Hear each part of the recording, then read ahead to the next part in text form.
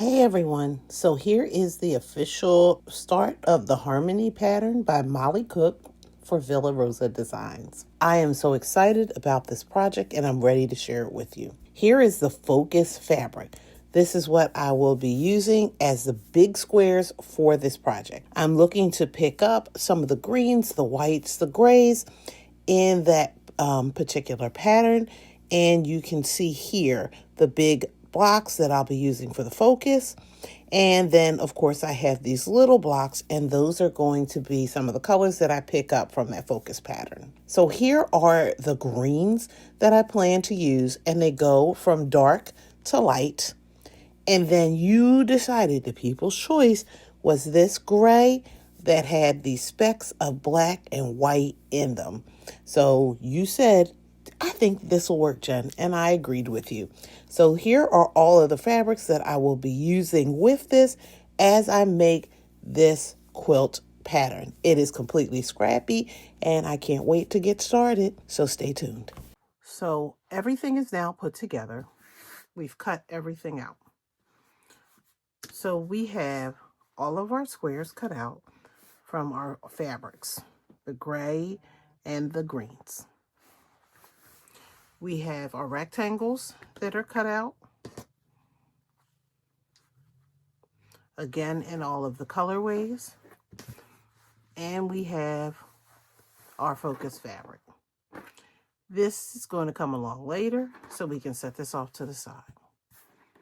This will be the second part of the block that we're creating, so we can set this to the side.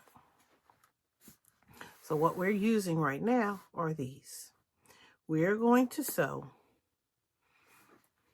2 blocks together. We can mix everything up. So the best thing to do to give it a scrappy look is to separate these blocks out.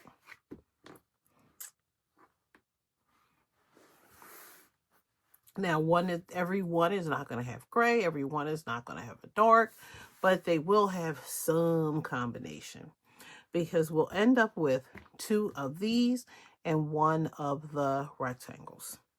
So we'll randomly take 2 fabrics, place them right sides together. We're going to take them to our machine, and we're going to sew 1/4 of an inch.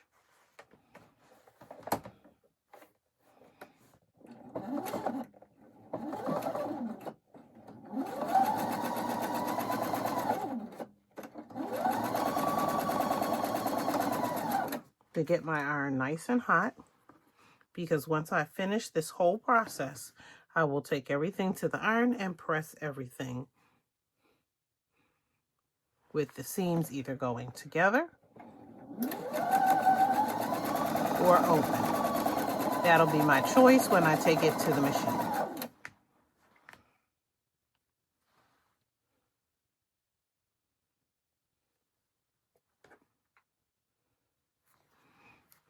And I'm just going to randomly place these together.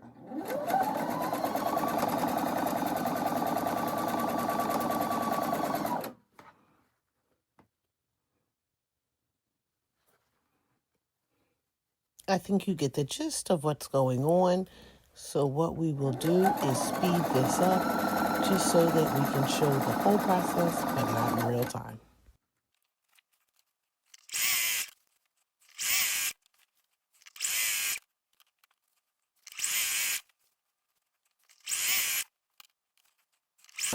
Once all the blocks are stitched together, it is now time to take this chain, and it's a long one. There are quite a few pieces that are here, and it is time to clip and separate them. So just to show you the process, I will do one, and then I will clip them and iron them offline, because again, nobody wants to watch that process. So here is a simple block, the 2 blocks that have been sewn together at 1/4 of an inch, and I can open them up and finger press along the seam. If I flip it over on the back, I have one of two choices. Either I can press them all to one side, usually to the dark side. So you press the seam towards the dark side because it'll show through on the lighter side. It's not always possible, but when it is, that's what we want to do. Or I can press those seams open. This is totally up to you. You decide which way you want it to go. Do you want those seams open? And then it is a flatter side. If you go over to the other side, it becomes flatter when you lay the quilt down because the seams are evenly distributed between both sides of the squares, or you can press it to one side. That's totally up to you. Back in the day, we didn't do that as much because if you stitched in the ditch, you tended to break the threads and it could cause some problems. But nowadays, when we quilt, we go all over the actual blocks and meandering and looping and special designs, and it really doesn't matter as much. All the blocks have been stitched together and they have been pressed. They are ready for the next part. So the next part for this quilt is to take the rectangular squares, or the rectangular pieces, I should say, and we are going to add them to the pieces that we've already stitched together to make the block. Taking the long sides and matching them up, we will take this to the machine and we will stitch 1/4 inch. Again, we're going to make sure that we don't have similar fabrics touching because that's not the look that we're going for. I'm not saying it's wrong because you can do whatever you like, but I don't want them touching. So I will get everything together, line it up nice and neatly. Again, you could use pins or you could use clips if you like. I'm pretty good at this and I don't have to match up seams, so I can just take it right to my machine and stitch that 1/4 inch. We will spare you the details and speed this process up so that it will go quickly. Again, chain piecing is the best for me because it gets everything done and I don't have to start and stop, start and stop, start and stop. And then here you will see that once I clip off that thread, here is everything chained together. So it's like one big mess almost, but that's okay because we can take our scissors or our snips and we can just unclip each of those so that we can reveal the finished block. I love this process because it just goes very quickly. So here are the blocks, and I'm going to press those seams like I did before. Of course, I did all of that off camera, so here we go. Here are all of my blocks, and I'm bringing back in that focus fabric. Everything matches to be the same size, and I could do a little squaring up if it doesn't. So now it's time to lay these out, and I am going to lay them out on the floor because I don't have a table that is big enough to do the layout for this. So stay tuned because I will be laying them out on the floor downstairs. Okay, I transitioned everything to the biggest area in my house, which is my dining room floor, and I'm going to lay everything out. So following the pattern guidance, I will lay everything out. So I had to get on the floor to get this done. And I again sped this up because this was about 12 minutes of making decisions, and you didn't need to be there for the 12 minutes because all I did was just move everything around according to the pattern. And now it's time to step back and to look at the layout. Now that all the blocks are all together, it's time to step back, look at the blocks, and see if they work. Because this is completely scrappy, it could be any way that you choose it to be. So I followed the layout that was suggested in the pattern, and now I need to decide if I like it or not. So I'll tell you where I have one troubling spot. Right here. So you could see that the green, that almost second to the darkest green, right? It's in line 1, 2, and 3.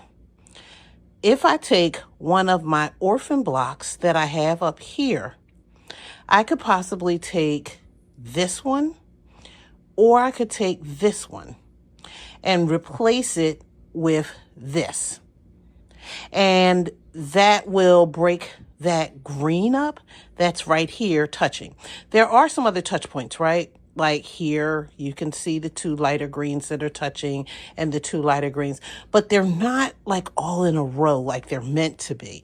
This is the only one that is heavy just in that area where it doesn't break up. So if that really bothers me, then I can pull this one out. That's why for me, I like orphan blocks. I like to create extra blocks because it gives me some room to play around with when I'm working on that final layout. So I'm going to swap this block out, see how I like it. I'm going to let it rest while I go run some errands and then come back to it and see, if I see something else. And then what I'm going to do is begin to group these up so I can take them to my machine. I can do this one of two ways. I can either take it by row and sew them together, 2 to 2, 2 to 2, 2 to 2, and then sew the twos together to make 4, and these two together to make another 4. I had to count the rows to make sure I didn't have it right, but 6. So I would take these twos together and make it 4, and then add that last one there. So, okay, my eyes are playing tricks on me. So I could do that and then do the rows. Or I could group 4, group 4, group 4, group 4, group 4, group 4, group 4, group 4, group 4, and then sew together the 4s, the 4s, the 4s, and then add those last 4s onto the 8s that I'll have. What that will do is it will help me to keep maybe a little bit more square than if I just go straight across in rows. So sometimes when you're pulling long rows together for the quilt, it'll get a little wonky on you. So sometimes it's easier to do it in squares. So I'll make a decision as to which way I want to go for this. But for right now, I'm swapping out this block here, and then I'm going to let it rest while I run some errands, and then I'll come back and I'll begin to sew it. So stay tuned.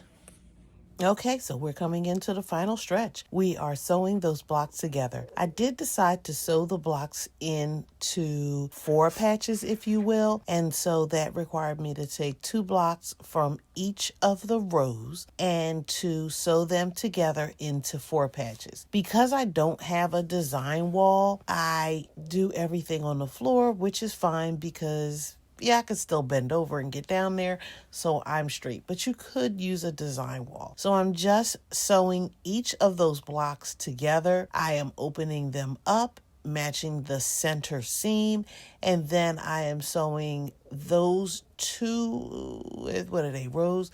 2 rows together to make the final block.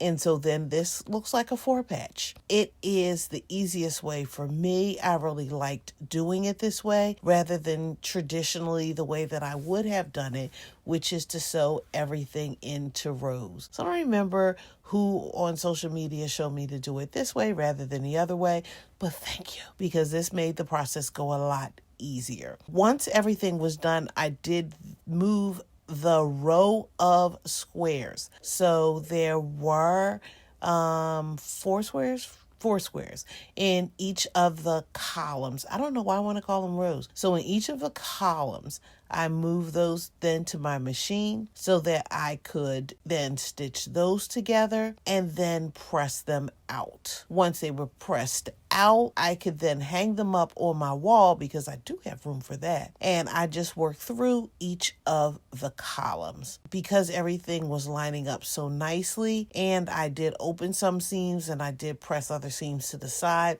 The process went very quickly and I was able to accomplish this, and here's the final result.